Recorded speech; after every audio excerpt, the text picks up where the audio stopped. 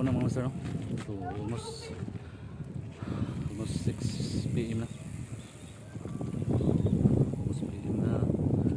Tuyok ta sa El Curso mga master. Para makuha na itong 1 hour. So yung mga nagre-rails dyan, continue lang kayo, no? Tuloy lang. Padayon lang mo sa inyong mga pangarap, sa inyong mga pangandoy, no? Mamonetize. Balang araw mamonetize din kayo, no? Basta consistent lang, ano lang, no? Everyday post video, post text, focus lang kayo sa mga reels para dumami yung followers, no? Dapat mag-engage, no?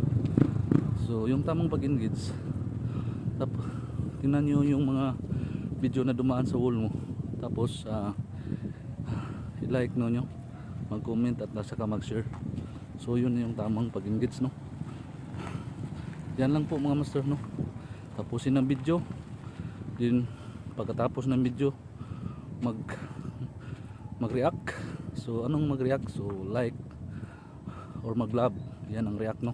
Tapos mag-comment kayo para makita kayo sa kapwa content creator. Yun lang mga master.